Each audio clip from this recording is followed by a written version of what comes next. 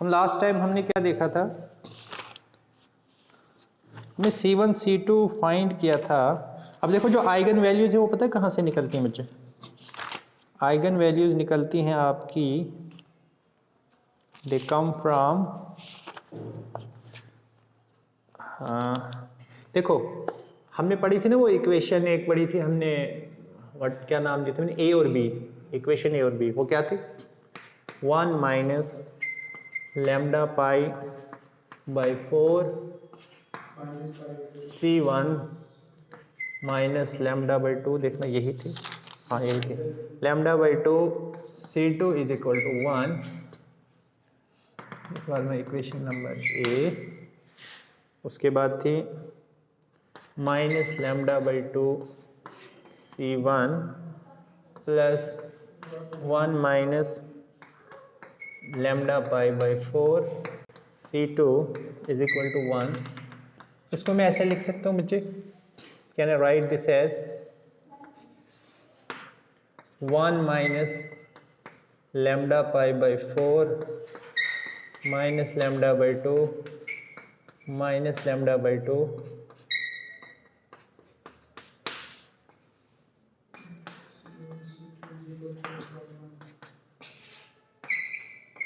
ठीक है। ये इस तरह से मैट्रिक्स इक्वेशन बनेगी। हर बार आपको यही करना है, जब आप कांस्टेंट्स के लिए वो निकालोगे तो आपको ये मैट्रिक्स इक्वेशन मिलेगी। और इस मैट्रिक्स इक्वेशन को आप फर्दर कैसे देख सकते हो बच्चे? दिस इज, जो आपकी ये मैट्रिक्स है ना, ये किस तरह की दिखेगी आपको? दिस विल लुक लाइक, इसका नाम होगा आपका, this is I minus lambda A, ये हो गई C, this is D, which is of the form, which is of the form this, which is of the form this. A क्या होगा इसमें आपका? A है बच्चे आपका where A is equal to,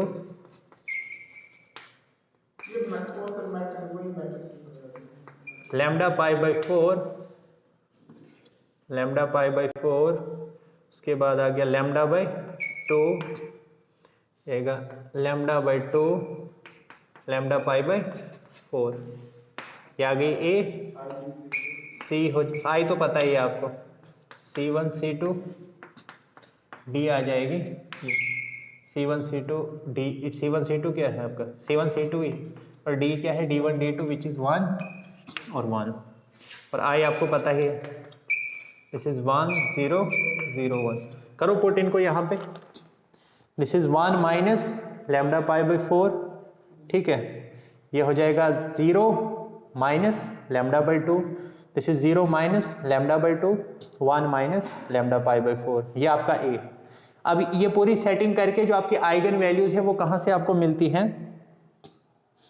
अगर ये I minus lambda A not equal to 0 होगा तो वो ट्रिवियल सॉल्यूशन हो जाता है। वो क्या हो जाता है?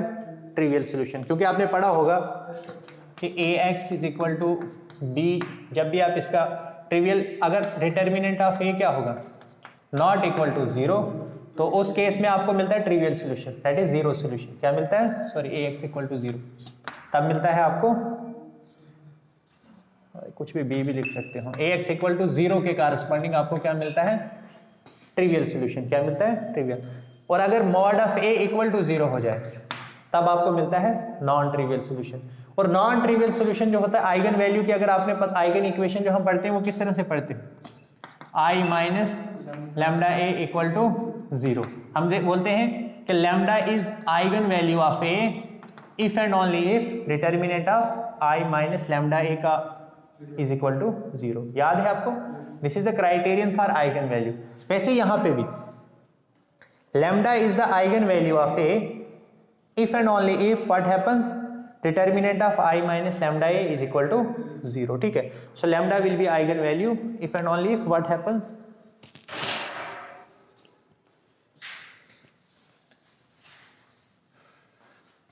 बताइए। now lambda is eigen value if and only if determinant of I minus lambda a is equal to 0। अब I माइनस लैम्डा है, यही वाली मैट्रिक्स है, कौन सी, ये वाली।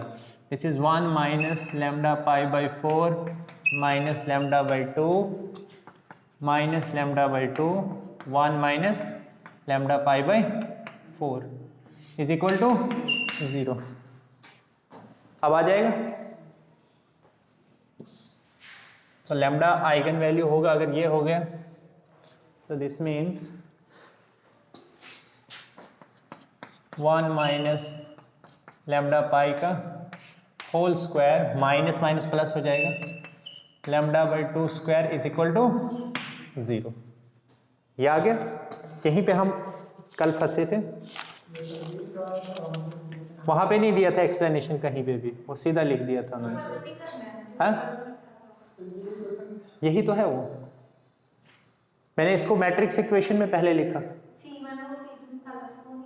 तो ये है ना C1 C2, ये मैट्रिक्स इक्वेशन में आ गया ना। अब इस इक्वेशन लैम्डा कब आइगन वैल्यू होगा, इधर देखो बच्चे, Ax इक्वल टू बी अगर मैट्रिक्स इक्वेशन होगी तो उसमें लैम्डा आइगन वैल्यू तब होता है जब डिटर्मिनेंट ऑफ ए क्या होता है, इक्वल टू 0। अब हमने आइगन वैल्यू लेना है, उसको क्या करना है, C1 C2 को। हमने तो कंडीशन निकाली ना आइगन वैल्यू के लिए, x जैसे वहां पे होता है x1 x2 और b होता है कोई कांस्टेंट C1 C2, ठीक है। तो Ax इक्वल टू बी का जो eigen value lambda eigen value तब होती है जब डिटर्मिनेंट ऑफ ए क्या हो, इक्वल टू 0। अब यहाँ पे इसकी जगह क्या है, सॉरी ए डिटर्मिनेंट ऑफ ए नहीं, आई माइनस लैम्डा ए का डिटर्मिनेंट जब इक्वल टू 0 होता है तब लैम्डा क्या इसका आइगन वैल्यू होती है ए की। तो यहाँ पे भी जो लैम्डा है वो आइगन वैल्यू होगी if and only if determinant of I minus lambda A is equal to 0। तो वही क्राइटेरिया मैंने यहाँ लिखा। तो ये जब मैंने सॉल्व किया तो ये कंडीशन आई। अब यहाँ से मुझे किसकी वैल्यू मिलेगी, लैम्डा की।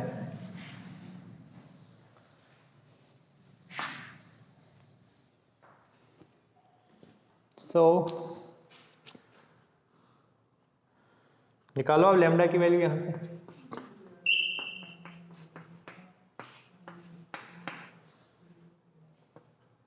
What should I do, this is minus is equal to lambda square by 4, खोलो इसको, 1 plus lambda square pi square by 4 minus 2 into lambda pi by 4 is equal to lambda square by 4।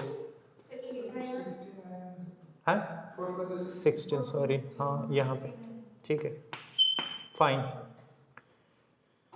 So this is lambda square वालों को एक तरफ कर दो। मुझे लगता है ऐसे नहीं करना चाहिए हमें, this is not the right way to go about. सीधा a plus b, a minus b वाला फॉर्मूला लगाओ, a plus b a minus b is equal to 0। अब प्रोडक्ट 0 कब होगा, जब ये 0 होगा या ये 0 होगा। If and only if 1 minus lambda pi by 4 plus lambda by 2 is equal to 0 और 1 minus lambda pi by 4 minus lambda by 2 is equal to 0। अगर ये 0 होगा तो क्या मिलेगा, if this is equal to 0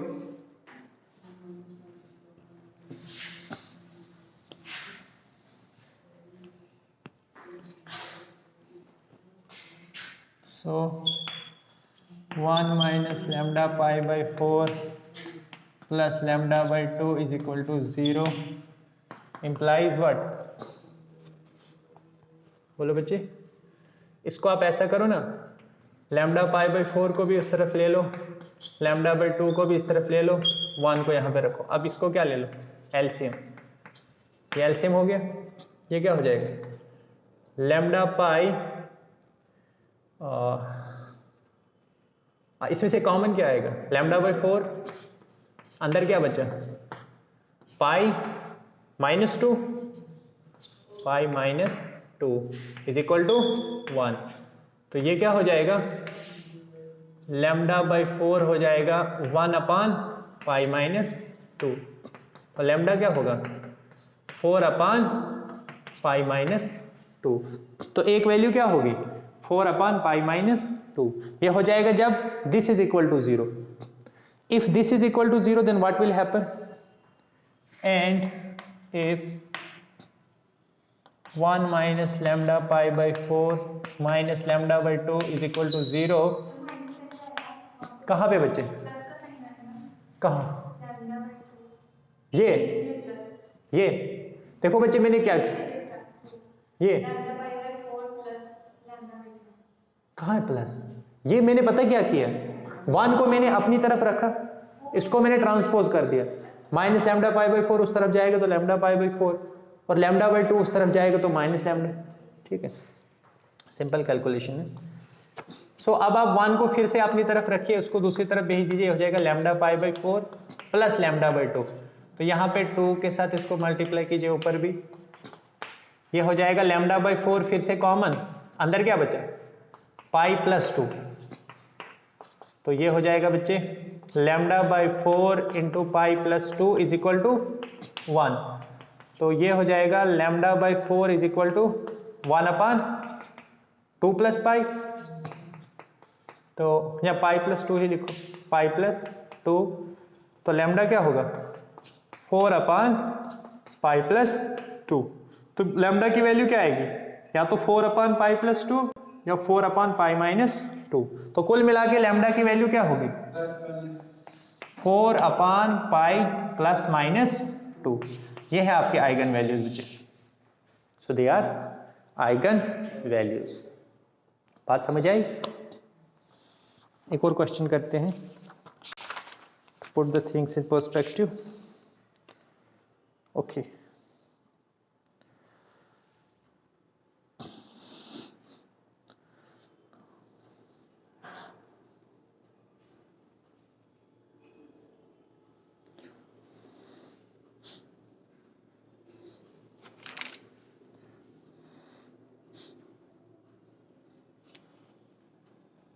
अब जो आपने y(x) की वैल्यू लिखनी है ना, उसमें आपने इंटेग्रल वगैरह को खत्म करना है, तो c1 c2 की वैल्यू भी पुट करनी पड़ेगी। ठीक है, तो c1 c2 की वैल्यू जब पुट कर देंगे हम, तो उसके बाद हमें क्या मिलेगा वो देख लेते हैं।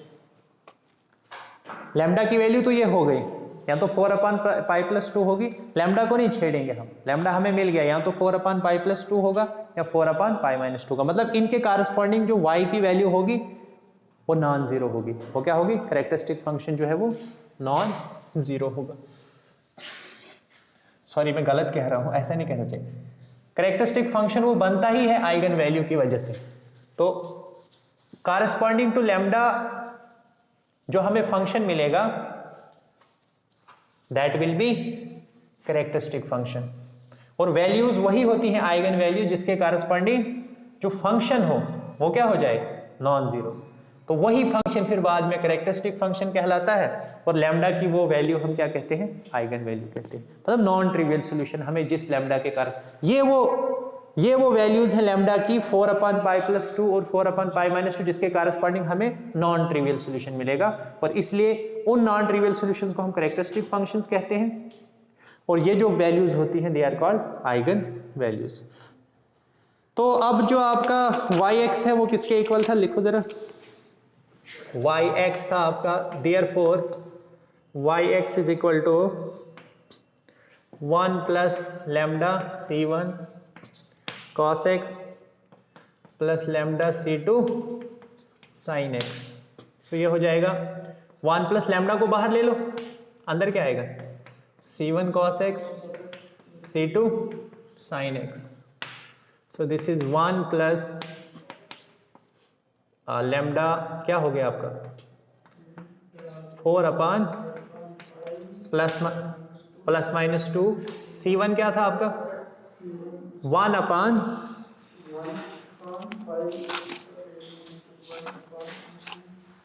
1 minus by 4 minus lambda by 2 cos x plus फिर से same 1 upon 1 minus lambda pi by 4 minus lambda by 2, और ऐसा करो इसको मत छेड़ो पहले क्योंकि लैम्डा उधर भी आएगा ना, फिर से इसको लैम्डा ही रखो sin x। अब इसको कॉमन ले लो, this is 1 plus lambda upon 1 minus lambda pi by 4, ये कॉमन आ रहा है, माइनस लैम्डा बाई 2, और अंदर क्या बचा cos x plus sine x। ठीक है बच्चे, वेयर यहां पे लिख दो, where lambda is equal to 4 upon plus 2 और माइनस 2। देखो बच्चे ये जो आपका सॉल्यूशन है ना, दिस इज द सॉल्यूशन। जब लैम्डा आप क्या पुट करोगे 4 अपॉन पाई प्लस 2, तो वो आपका बनेगा कैरेक्टरिस्टिक फंक्शन, और एक बार जब लैम्डा आप पुट करोगे 4 अपॉन पाई माइनस 2, तो उसके कारस्पॉन्डिंग जो वाई एक्स होगा वो नॉन जीरो होगा। क्या होगा? नॉन जीरो, और वही आपके क्या बन जाएंगे? Characteristic function. So this is your function and this lambda, this is either 4 upon pi plus 2 or 4 upon pi minus 2. Is that okay? No? अब क्लियर है चीजें? गुड, चलो करते हैं एक और क्वेश्चन। वो जो पेपर में देख रहा था कल, वो मैक्सिमम तो हमें हो गया, वो ये भी था, वही है ना जो पढ़ा है मैंने, उससे बाहर कुछ नहीं आता बच्चे, क्योंकि ये पेपर डिपार्टमेंट वाले ही बनाते हैं, और डिपार्टमेंट वाले क्योंकि खुद लिमिटेड पढ़ाते हैं। हालांकि मैं इस टेक्निक से, this is not good thing, मतलब जो चीज़ आप क्लास में पढ़ाओ डिटो वही पेपर में आ जाए। मतलब ऐसा होना चाहिए कि पेपर में थोड़ा सा क्वेश्चन कहीं बाहर से आ जाए, कहीं थोड़ा सा उसकी कॉरलरी आ जाए, उससे क्या होगा बच्चे और किताबों को भी पढ़ेंगे। और जनरली क्या होता है, हमने भी वही किया है, मतलब जो हम क्लास में पढ़ते थे उसको अच्छे से पढ़ के जाते थे, एक एक पॉइंट नहीं छोड़ते थे कुछ भी, तो कभी कभी पूरे पूरे नंबर भी आ जाते थे, क्योंकि आना ही उसी में से। तो जब उसी में से आना है तो बाहर से कहाँ से आएगा?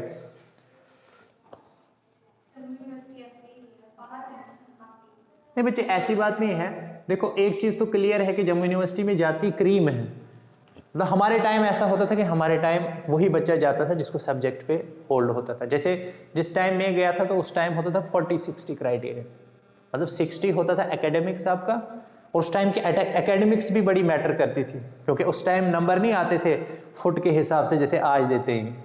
अच्छा एक तो वो होता था, प्लस 40 नंबर का हमारा एंट्रेंस होता था, तो 40 नंबर का मैथ्स का एंट्रेंस होता था, मतलब जनरल पेपर नहीं होता था, वो क्वालिफाई करना होता था, फिर जाके सिलेक्शन होती थी।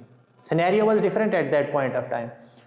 लेकिन अब ये हो गया है, अब चूंकि, और ऐसा नहीं है, डिपार्टमेंट में अच्छा पढ़ाते हैं, स्कॉलर्स टीचर्स मिल के सभी पढ़ाते हैं अच्छा, लेकिन प्रॉब्लम यही हो गई कि जो अब आ रहा है ना बाहर से, वहाँ पे थोड़ा सा एक सॉर्ट ऑफ पार्शलिटी हो रही है। बिकॉज जो बच्चे डिजर्व भी करते हैं दूर दराज इलाके से, जैसे डोडा, मैं तो डोडा से हूँ, उस टाइम क्राइटेरियन अच्छा था तो मैं आ गया। हो सकता है अगर मैं आज के युग में होता तो I would have been outside, मुझे भी नहीं सीट मिलती वहाँ पे शायद, क्योंकि मेरे अगर 84.4 होते आज के दौर में, मैं कहाँ कम्पीट कर पाता 90 वाले के साथ जो क्लस्टर का। सो इन सम सेंस थोड़ा सा बैड लक आप कह सकते हो, और सिस्टम का फेलियर आप कह सकते हो। सॉल्व फ्रेडलम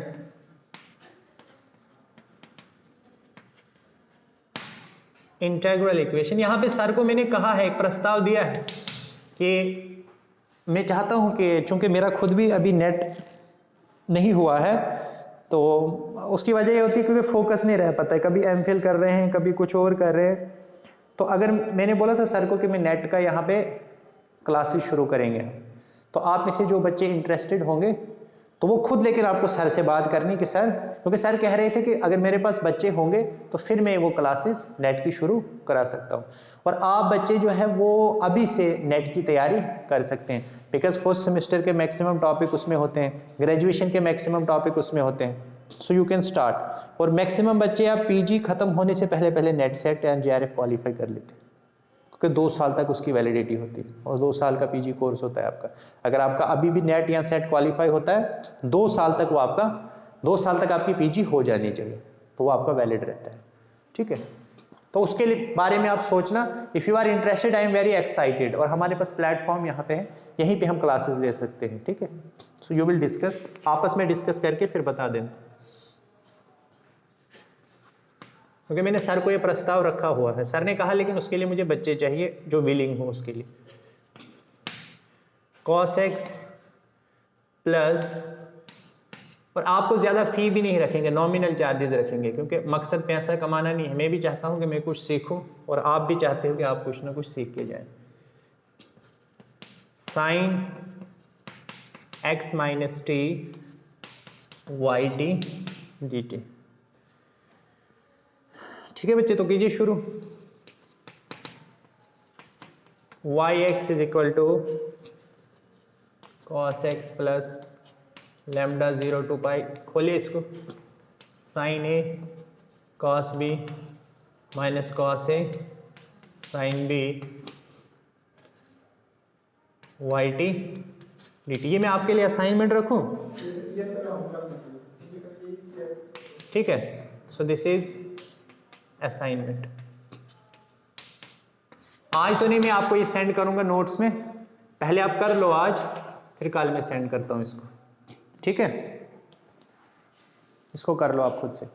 आपको करना क्या है वो वैसे ही करना है, बिल्कुल सेम सेम।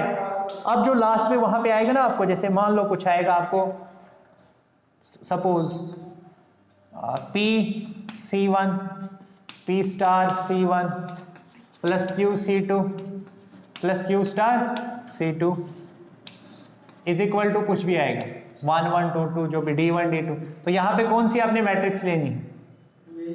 ये सॉरी मैट्रिक्स कौन सी लेनी है, ये आपको खुद ही वहां पे वो मिलेगा, P Q P star Q star. इसका डिटर्मिनेंट क्या लेना है? इक्वल टू 0 लेना है। वो बेसिकली वो ये वाली मैट्रिक्स होगी, वो कौन सी डिटर्मिनेंट होगा? 1 माइनस लैम्डा ए। तो उसका 0 लेना है, वहां से आपको किसकी वैल्यू मिलेगी? लैम्डा की। फिर फाइनली जो C1 C2 की आप वैल्यू निकालोगे वो पुट कर दो y x में। किस वाले में? इसमें जो ये cos x plus lambda C1 जो भी है sin x minus lambda C2 जो भी plus lambda C2 cos x है। ठीक है, तो इसमें पुट करके और नीचे लिख दो where lambda is equal to जो भी आपको मिलेगा, so that will be your answer. तो काफी आज के लिए, थैंक यू।